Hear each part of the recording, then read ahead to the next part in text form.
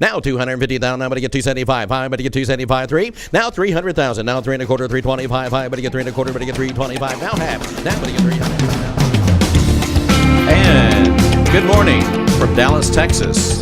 And we are at the intersection of the Dallas North Tollway and LBJ Freeway at Lincoln Center, which is also the headquarters for our company, United Real Estate, and various sundry other groups that we have. Today's guest, I'm excited to have on, Victoria Snee.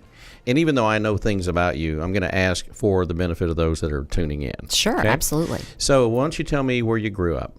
Well, I was actually born in Delaware. So born kind of Yankee, I guess we could say, here in Texas. I don't know if that'll go far, but I'm actually a Yankee at heart. So lived in Delaware, my family, until I was about 10 years old. And when I was in 5th grade, my father at the time was working for the DuPont company and transferred him or offered him a job transfer to Beaumont, Texas. Wow. So my mother, Jersey girl from New Jersey, New Brunswick, New Jersey. My father from Western Pennsylvania, big Steelers fan, living in Delaware, Beaumont, Texas. Wow. So that's culture shock. It was a huge culture shock. It wasn't like coming to Dallas, Texas or Houston. It was now, Beaumont. How old again? I was 10 years old. My sister was 14. She was just a freshman in high school. So left her freshman year in high school and we moved down to Beaumont, Texas. Well, see, we have similar situations. See, I grew up in Gainesville, just north of here. Oh, wow. And on a dairy farm. And then woke up one day and I was landing at Los Angeles International. Oh, well, now that is a huge change. That's a huge change. Wow. So you end up in Beaumont. God bless you. So really, I wasn't even there that long. I mean, it feels like I was there a lifetime, but those formative years, 10 years old, 5th grade through high school. So 10 to 18. So really, it's a long time. Yeah, it was a really long time. So I usually say I'm from Beaumont because 5th grade to high school, those are the key years when you're growing up. So grew up in Beaumont, Texas. It was a wonderful place to grow up. It's a very small town. I think the population hasn't changed much since then, about 120,000 people. 3 high schools, 1 Catholic high school, which is the one I went to, and then 2 public high schools. But a great small town, Texas. Now, and your dad working with DuPont, was yes. he with one of the plants down there? He was, exactly. Yeah. So he was with the plant that they had in Beaumont. Mm-hmm. There's others in what they call, it's the Golden Triangle down there. So it's Beaumont, Port Arthur, Orange. There were other plants in Orange, but he was based in Beaumont. And so we moved down there, and like I said, it was a great place to grow up. Childhood friends. Really, really enjoyed my time there. It was a great place to learn how to drive and just those things that when you're growing up. I think about the driving thing just because I have so many girlfriends now. Their kids are learning. I'm like, you're learning to drive in Dallas? That is so scary to me. It is scary. It is.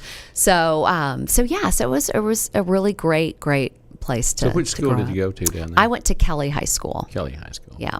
Okay. And of course, everything's different. All those great places that we grew up. I mean, and I was living in Houston, and which for us was the big city. That's where we would drive to shop because there weren't a lot of options. Well, it was a big city, but Beaumont. we didn't really realize how big it was because as you're a kid, I think we got to Houston when I was about 12. The freeways were there. I find that amazing. We had the freeways in Houston. We just didn't have anybody on them. Oh, gosh. Wouldn't that be nice if it was that way today? Now it's the total opposite. Total opposite. But we lived in Northwest Houston. Okay. And the Spring Branch area, Memorial and all that, which was the place to be. Oh, yeah, Memorial. I had so many college friends that lived, grew up in Memorial. But in the last 15 years, 20 years, that area changed so much.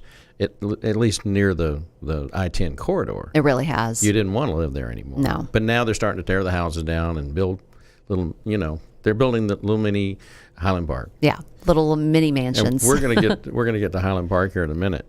So after high school, you went to SMU. I did, and had no plans to go to SMU, actually. I had the sticker on my car. I was going to UT.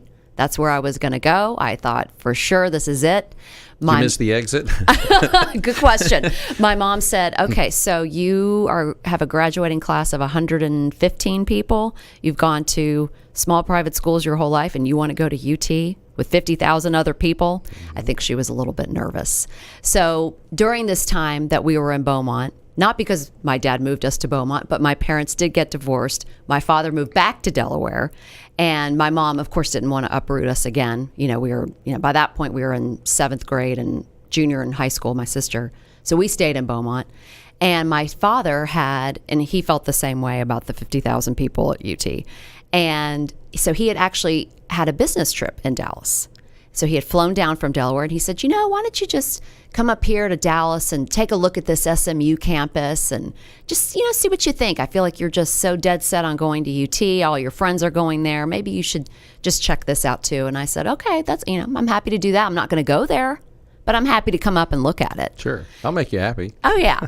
And so flew up to Dallas, walked on the campus with my dad, looked around, and I said, I'm going here. Oh, wow. Did not take much arm twisting at all. Totally changed plans, ripped that sticker off the back of my car, and put the SMU Mustangs, and I was ready to come to Dallas. That is funny.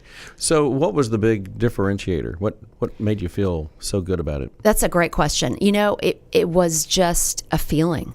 It's hard to describe, and they say like another home. It was. I walked out on the campus and I looked around. I was very fascinated with the city. It just seemed so cosmopolitan to me and so exciting and so much energy. Very different from the feeling I got when I was in Austin. Much more laid back there. And I just, almost too cool. Right, yeah. And I was like, I don't know if I'm going to fit in here. And I'm not knocking anybody from the University of Texas, but it is almost, and I'm almost wearing that color tie. I was going to say, your tie looks like you belong. Yeah. But it was, that was, even now, it's always kind of felt like just a real casual, lazy, I'll make it to class kind of thing. Exactly. But up here, it really seemed to be more structured, more, and it would actually feel more like a private school. Yes. And it, of course, SMU. I remember I took some summer classes at SMU back in the mid 70s, and stayed in the dorm and all that stuff. And I just thought this would really be a neat place to go to. I bet they were good in football then too, weren't they? They were, and they were on the verge. They were right on the verge. Because what was funny is I went to North Texas. Mm-hmm. It was a liberal arts school, and kind of like a mini Texas, yeah. Actually. Yeah, very absolutely. much so. They were all walking around in the days, and I'm not knocking my, I'm not knocking my North Texas friends, the Claw and all that. Yeah. But it was fun. But I went because of journalism, and that was my main focus. And they had a great journalism school, and so and everything I took in journalism, I use today in my business. So I can't complain at all. Right. But I do remember I was always going back to SMU for any reason, and I'd wear SMU shirts all the time. I love it. And I've done a lot of stuff with people on the campus, and we do some fundraisers with. In fact, there's a group, the Catholics at SMU. Oh, okay. It's a big group, and the people that and the bishop comes and all that. You say SMU, you think Southern Methodist University. You don't even think that there's like this major group of Catholic people that are going to the school. But there is, and other denominations too. If you want to get a law degree, or you want to pursue some of the really kind of the neater areas of expertise, whether it's fashion or whatever, it's a neat place to go. So so tell me, you get there. Yeah. What was the first thing you did? The first thing I did was I went to my dorm, I dropped my stuff off, and I literally drove about a mile and a half down the road and went straight to Highland Park Village, which comes into play in my life today, 20 whatever years later. But literally, that's exactly what I did. Well, it just goes to show what mattered. Exactly. Well, coming to Dallas, how could I not be so excited, especially coming from Beaumont, to have this amazing retail all around me. I've always been a shopper. I've always been a lover of fashion. That's always just been fun for me. People get stressed out about what to wear, and I don't know how to put clothes together. For me, it's never been an issue. I have other things that I have to worry about, but that's not one of them. That's not one of them. And so to come to Dallas, that was also a huge draw too for me. So you, what was your major? So my major was broadcast journalism, so similar to yourself. Also, I always just, I think back in 8th grade, I just knew that I wanted to be a reporter and I wanted to be a television reporter. I don't really know why. It was just something that I was just so fascinated with. I always watched the evening news with my dad growing up. Me too. And it was like part of my blood. You're attracted to it? Yeah, I really was. Did you read the newspaper as a kid? I did. Mm-hmm. I read the newspaper. I was the editor of my school newspaper. I was the editor of the yearbook. You were? And worked on the newspaper. Yeah, I think loved it. That's our own little nerd thing. I think so. It really is. I think it is something that's just kind of inherent in you. Well, what happens, and you may, I don't know if you see this, but the fact that, you were the editor of your newspaper and I was a writer for the newspaper. And I covered when President Ford came to Houston, I had Secret Service clearance and I got to go to the rallies and stuff. Oh, that's so cool. That was huge. That's so cool. Well, I'm just some kid came off of a dairy farm. Yeah, now they're here. You've got Secret Service clearance. So that was crazy. But so you pursued the broadcasting thing. Tell me about the transition of the things that you've done. Because absolutely. Yeah. I definitely knew I wanted to do broadcast journalism. I wanted to be a television reporter. So when I graduated from SMU, I was lucky enough to land a job at Fox 4 here in Dallas, and actually where I met my husband. And never heard of him. Never heard of that guy. And I was a writer, and I say I was fortunate. My first job at Fox 4, I went and interviewed. They were looking for APs, associate producers. And basically your job is you're writing scripts for the anchors. So Tim Ryan, Lauren Prisbel, they have a team of people that are writing scripts for them. Now, they certainly go in and tweak it and change things to fit their liking. But usually it's these APs that are there that are cranking out these scripts. And my time to arrive at the newsroom was 2 a.m. to 10 a.m. That was my first shift. And I'm 22 years old and just graduating SMU, and I'm thinking to myself, okay, at 2 a.m. is usually when I'm leaving the Green Elephant bar near the SMU campus. Now I'm going into work at 2 a.m. How is this going to happen? You're going straight. Straight from the Green Elephant, which I think is closed now. Straight from the Green Elephant to my job. No, I did change my schedule, Mike, but thank you. Yeah. So that was my first kind of foray into working in a newsroom, but finally was able to, you got to get, that first job. And so was able to get a reporting job at the NBC affiliate in Wichita Falls, Texas. Where I was born. Were you born in Wichita Falls? Yeah, nothing good comes out of Wichita Falls. Oh, man. I mean, oh, wow, Mike. My first, knowing how much I love fashion. You didn't have to be that great. I really didn't. I just had to have something for my resume. But as you know how much I love fashion, they didn't even have a Gap. Of course. I could not. I was like, how does there not a Gap? I thought there was a Gap in every town in the country. I could not believe it. You want to hear something funny? So when I was a little kid in the 60s, early 60s, my grandparents wouldn't drive to Dallas or Fort Worth to shop. They would drive to Wichita Falls. And they would go to places like McClurkin's and what was it, the Hub. There was about 3 or 4 main places they had to go. Now, it was a booming little town in the 60s. It was a booming town before the tornadoes. And, the tornadoes. And, and the locusts and all that. Oh, my gosh. I mean, that town, was... What's hilarious is you talk about, your first experience was the 2 o'clock in the morning thing. My first deal was a 500-watt AM dusk to dawn in Bowie. I used to drive through Bowie. At KBAN radio. Yes. And I'm the only one there. I'm going in and you're turning on the station. We're turning on the station.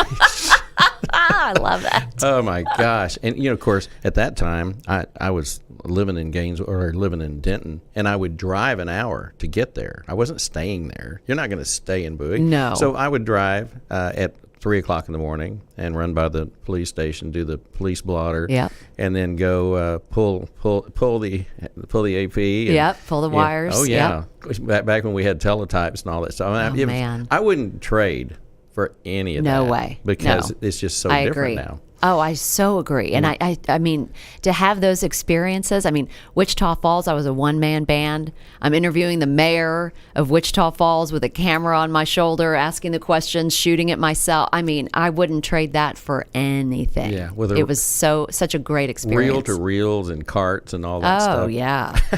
Oh, gosh, carts. There's people that can't even relate to what we're talking about. No, they think CDs are archaic. That's I'm right. like, please, that was like, somebody what? gave me a CD the other day, and we ran into each other at Three Forks the other day. And but anyway, there was a young lady there that's a performing artist, and she's into country. And in fact, she's in Nashville. She did a showcase Monday. But she handed me a CD, and she goes, "You do have a CD player, don't you?" And I said, "I'm sure I can find one somewhere. I don't know where it would be." But when I left Bowie, I went over to Gainesville. And they hired me, but here again, now they were 100,000 watt AM FM, which was ridiculous for what we were broadcasting. Oh, sure. But they put me on that, like the first shift was like 7 to midnight or something, the midnight shift. And I'm going, well, this is screwing up my life. Well, totally. My private time. Totally. But the beautiful thing was I did well enough on the first night. They moved me to days. Which was just like right away like that? Yeah, like the next shift. I was. You must have been really, really good. I must have been. They're very affordable. Yeah, that too. I remember I asked for a raise to $10, and they said we can't do it, and I quit. Well, that's funny you say that, because when I was in Wichita Falls, I was making $16,000 a year. Yeah. And I had been there 11 months. They handed me a contract. They said, "We would like you to stay another year. We will raise you to $17,000. And I said, wow, that is fantastic. I'm going to have to say no. So luckily at that point, I had gotten another job and could leave. So then where did you go from there? So I actually ended up back in Dallas, which was a huge, just really a godsend, because 11 months, I had a breakdown at the Dairy Queen in Wichita Falls. I couldn't take it another minute. I had to get back. That's real, by the way. Total meltdown in the Dairy Queen. Have you told that story before? I don't think publicly, no. But Jeff was there. My husband, Jeff Curley. He was a witness to this, and it happened. So, you mentioned Jeff, and so of course he's the big guy here. Yeah. At Real PR and Real what is it? Real News Communications. Real News PR, yeah, and Real News Communications. Yeah. Anyway, he actually came and did a feature on our auction school back like in 96, 97. Was this when he was doing the really Crilly? Yeah, really Crilly. So fun. Isn't it funny that you never forget? Never. Really Crilly. He still gets people today coming up to him and saying, "We love that really Crilly," and they'll call him out. Really, it's amazing. It is amazing. Well, he was a lot of fun. He's a lot of fun. And you know what's funny? We still show that video at auction school. Do you? Now. Oh, I'd love to see that, actually. I want to see that. I can make that happen. Okay, good. I would love to see that. So you get back down here in God's country. I did. Where we actually have streets and roads. I'm not, don't get me wrong. Hey, you grew up there. You can say this. Well, really, I was born there. Oh, okay. So you didn't stay too long. No, and I'm not knocking Wichita Falls. We have an office up there. Some of the best business I've ever had was up there. But I think you migrate, and that's exactly what happened to me. I finished up my radio stuff in '83 in Gainesville, and later that year moved to Dallas. And I lived on this street when the Parkway was here. This freeway, the North Dallas Tollway, actually ended right here at this building. Oh my gosh! And that tells you how old I am. So Unreal. There was nothing north of here. Nothing. But I was glad to be here. Yes. Yeah. Oh yeah. So my story getting back to Dallas is a good one, and it involves Jeff Crilly. So Channel 33 at the time, it was WB 33, was starting up a 9 p.m. newscast, which was big news because there hadn't been a new news station at that time. This is 1999. And Jeff said, well, you should apply. You need to send in your tape. I said, Jeff, I've been on the air for 11 months.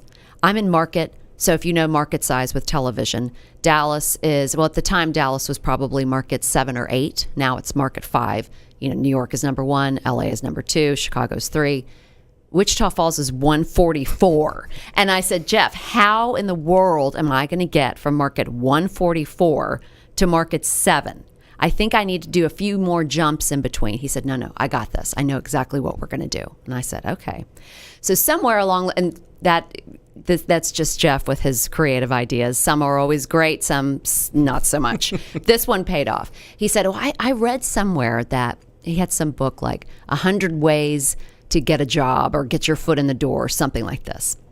Crazy ways was what the book. I said, oh my gosh. He said, just trust me. So he said, what I'm going to do is we're going to deliver a pizza to the news director, and we're going to have your resume tape with it, and then we're going to take a copy of your resume, and we're going to flip it over, and on the back of it, you're going to write, hire me, I'll always deliver. I know this is a cheesy way to get an interview with you, but please call me. And I said, you've got to be kidding me, Jeff. This sounds like the dumbest. He's like, just trust me. Just trust me.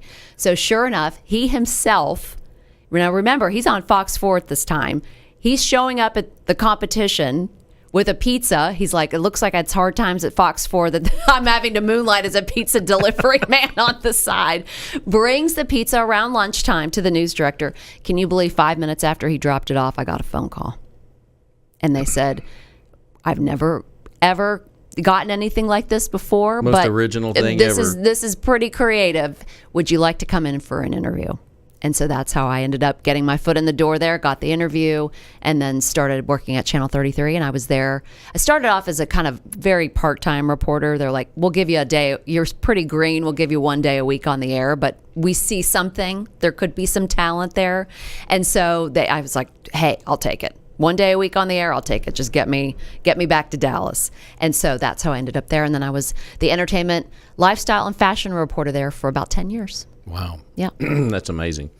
So fast forward 10 years later, then what happens? So was there, at Channel 33 for 10 years. During that time, the last probably year and a half I was there, I had been around kind of along the way. I had been doing radio. I'd be a guest on certain shows. People would have me on, and really, really enjoyed radio. And my last year and a half at the TV station, I was offered a chance to do morning radio on Mix 102.9. Mm-hmm. So I was I'd kind of joked that I was like the female Ryan Seacrest of Dallas, but I literally had 2 full-time jobs. I was doing morning drive, so I was getting up at 3:30 in the morning, going to the radio station, getting on the air at 5 a.m. to 9 a.m., getting off the air. Thank goodness it was radio, so no one had to look good. I was in a ponytail and workout clothes, would run home, shower, get dressed, and then go to the TV station. And then would work a full shift as a TV reporter. And then show up wherever you needed to be. And go exactly in coordination with all the other stuff you were doing. Exactly. And at the time I was doing entertainment. So I was traveling 3 months or 3 weekends out of the month doing celebrity interviews. So flying to LA, flying to New York. I literally there was a stretch of time where I think it was like 2 months I didn't have a day off. It was crazy. You were living the dream. I was living the dream, but exhausted. I mean, I remember just being happy just to sit, so I could just sit and not move. My whole body ached. I mean, it was crazy. But, when you get those kind of opportunities, you don't say no. You think, okay, I'll figure it out later. You take the opportunity, you figure out the details like sleep later on. Yep. So did that for about a year and a half and just decided this was way too much. And honestly, at the time, I knew one or the other had to give.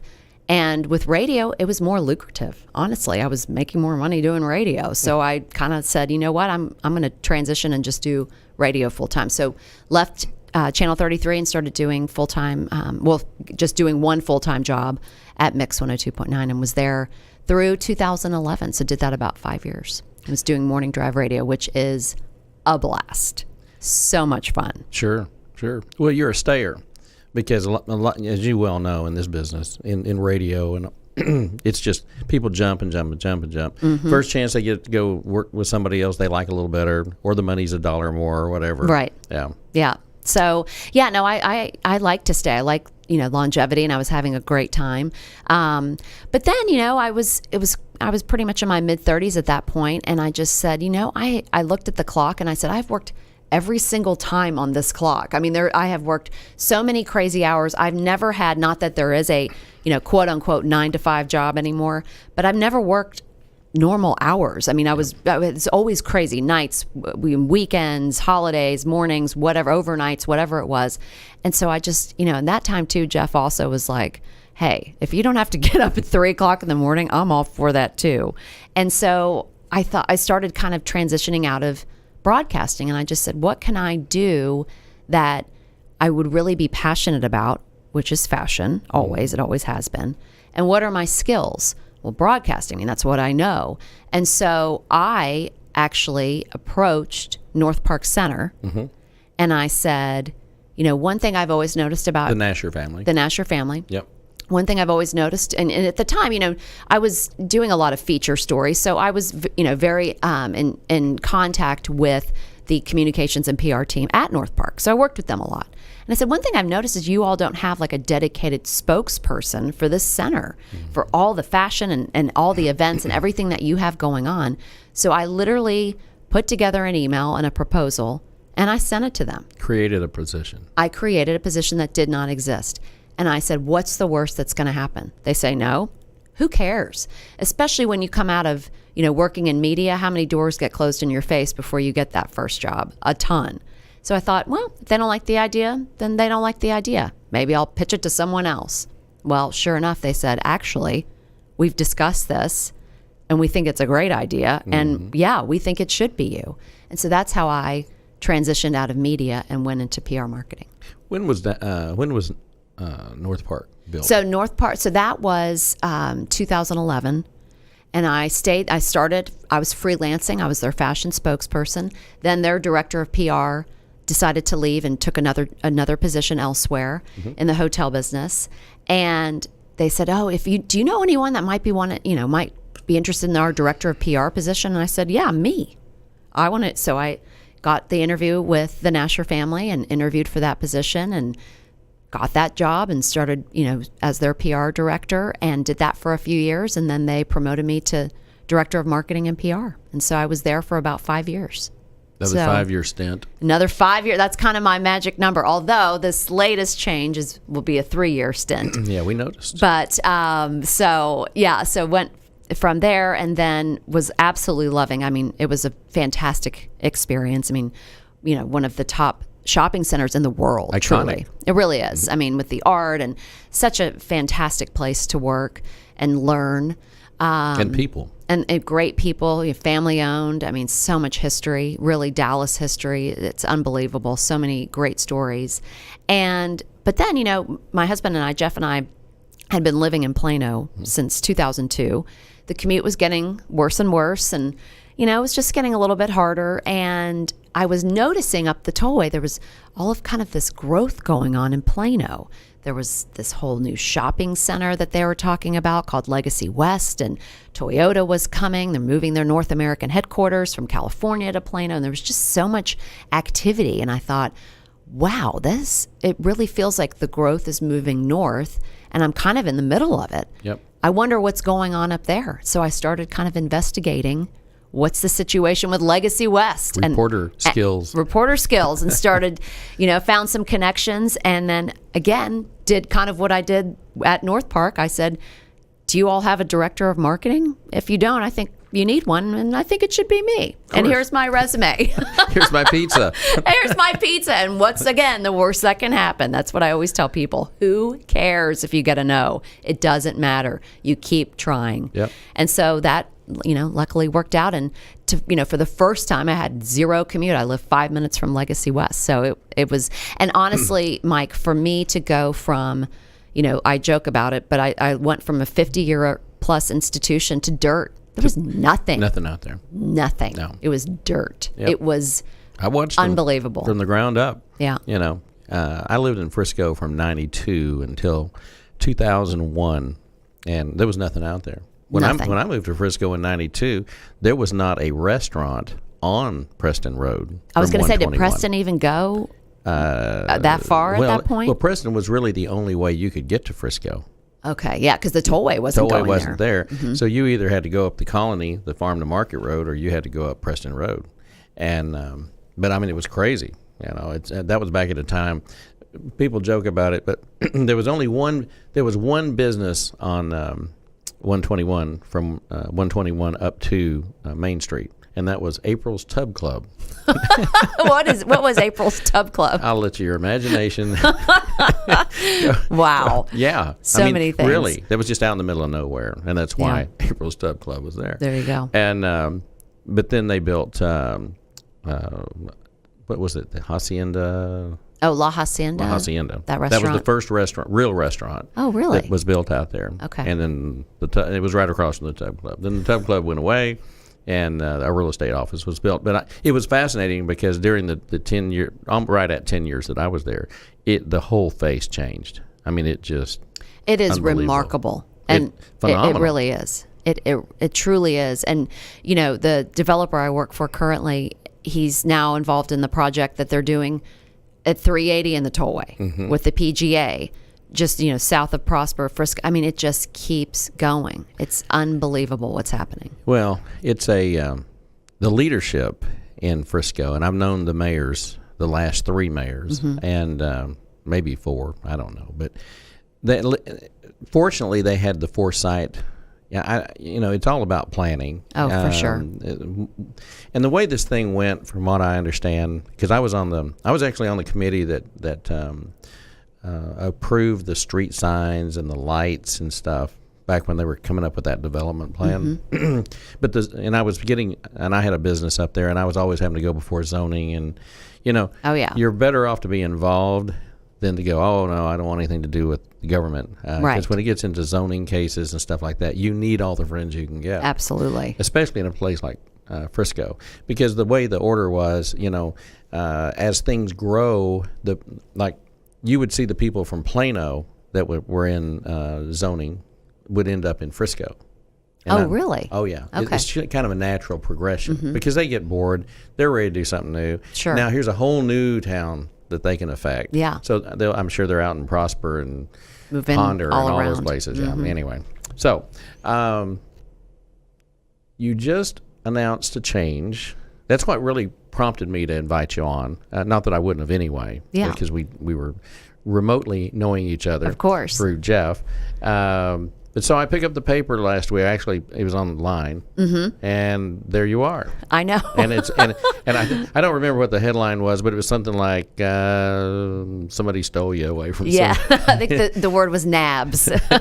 Nabs. Yeah. Yes. So tell me how this all went down. Yeah. So was director of marketing, been at Legacy West for the past 3 years. There's the article. Yes, there it is. The word nabs. Oh, there you go. Yep. And Highland Park, like I said, I mean, it was a second home to me for such a long time. I mean, literally since I'm 18 years old. I've always gone, still get my hair done there, still shop there. They were searching for a chief marketing officer, and so they reached out to me and said, would this be of interest to you? And my love of fashion, there's no place in Dallas that has the iconic names in fashion like Highland Park Village. I mean, Chanel, Valentino. Well, it's our Rodeo Drive. It is. And of course, previous in the last 10 years, 12 years, I've had dual residence. So I've been here and Kansas City. Go Chiefs. Hey, I'm rooting for them. I'm all about the Chiefs. Cowboys and Chiefs have always been my teams, going back to the 72. Had posters on the wall. Love it. Chiefs and Cowboys. And but anyway, so I've been up there, and if you're familiar with Kansas City, the Plaza, there's always been a running debate on who created the first iconic outdoor mall. Between, I don't know if you were aware of this. I wasn't aware. I know that Highland Park is the first, so I know that. But you tell me what you want to. Well, that was always the running debate. And, of course, me living in both places, I would fly up on Monday and come back on Thursday or Friday, and then I'm back here, and I'd be here for 3 days and go back. And but that was Reese Nichols is a big real estate company up there, and Mr. Nichols was the one, evidently, that was the, he was the Henry S. Miller or Miller family, that the equivalent there too. Okay. And so, but I have heard that debate forever between people there and people here. Yeah.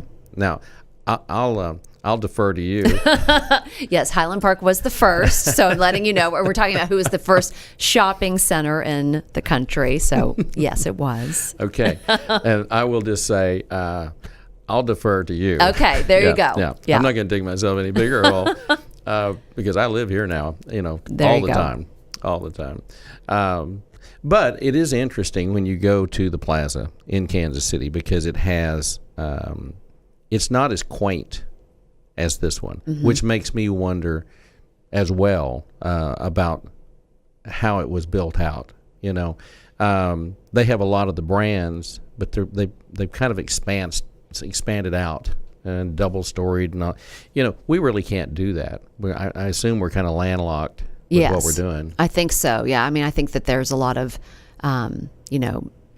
Highland Park, the city of Highland or the town of Highland Park would have to approve different things that are done, of course, aesthetically. But it's, it's really, to me, it's Dallas's gem. Oh, it is. It really is. It's a special place, and it's you just get a great feeling when you go there. And I love just walking around. I mean, it's just beautiful, the architecture and the landscaping. I mean, there's so many facets. And then, of course, the beautiful stores and the restaurants. And if you haven't been, it's certainly a beautiful place just to walk around and explore. And I would tell people that from my own experience, it is a different feel. It just really is.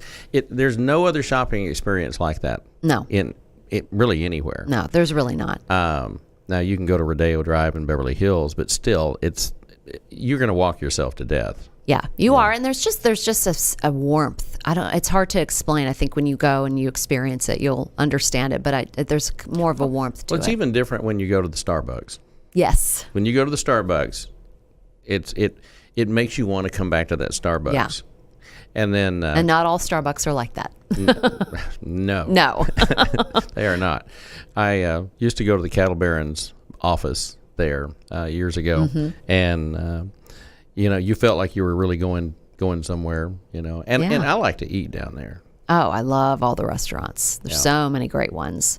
Bistro 31, go upstairs to the champagne room and have the sushi, and there's a new Fenici, which is the new Italian restaurant that opened.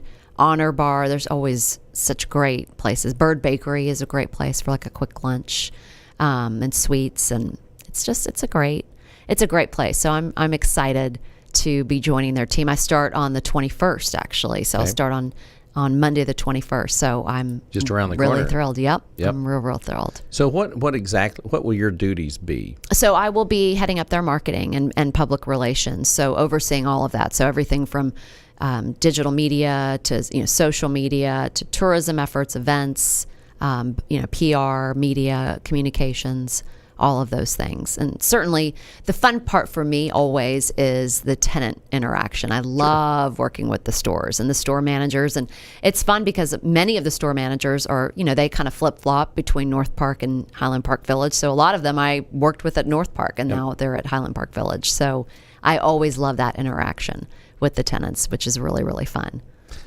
So as far as Highland Park Village goes, people love to shop. Mm-hmm.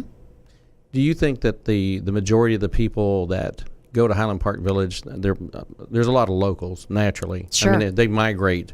Birds of a feather. Yep. But how much outside influence do you think that Highland Park Village is a gem that a lot of people just need to go see because they haven't? Yeah, I mean, I think certainly as we were, discussing the growth, the massive growth and the number of people that have been coming into this area in North Texas just over the past couple of years that we've seen, a lot of them, they've moved from California and Kentucky and New York and to come with Toyota and some of these other big corporations. So a lot of these places they're not familiar with. And so there's such a great opportunity there to really capture those new customers as well and introduce them to what makes Dallas so unique. And that's one thing I love about Highland Park Village too, is just, the having these names, having Chanel and Hermes and Valentino, that elevates our city. I mean, sure. They don't go everywhere. Just because you're a big city doesn't mean that these brands that are known or global brands, that they're going to come there. Yeah. So having these names, it's great for us, all of us. So I think that there's certainly a lot of people that have grown up like yourself, knowing Highland Park Village, but then there's so many people that haven't discovered it yet. So it's exciting. Well, I'm excited for you, and Thank you. it's going to be fun. I think it's going to be a lot of fun, and I hope you'll come visit. I promise I will. Okay, good. Yes. We'll have lunch at Honor Bar. I'm not afraid. Don't be afraid. Well, you've come a long way. I have. I have. From the small town girl in Beaumont, I'll tell you. All the way to the loveliness of Wichita Falls. That's right. And I've been through it all. I really feel like sometimes I have. The unsinkable Molly Brown right here, ladies and gentlemen.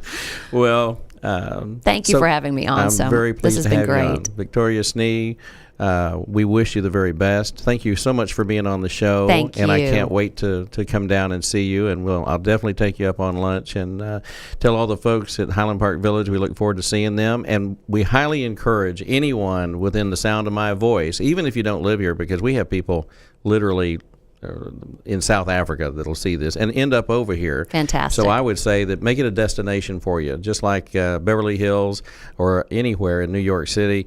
If you come to Dallas, Texas, it's an easy place to get to. We're centrally located, and there's not going to be a greater shopping experience than you'll ever have than at Highland Park Village. So, Victoria, thank you very much. Thank you, Mike. Appreciate it. Thank you very much. We'll see you next time. On behalf of everyone here at the Mike McGavel Jones Show at the corner of the North Dallas Tollway and 635 at the Lincoln Center, thanks for being with us, and we'll see you next time. God bless.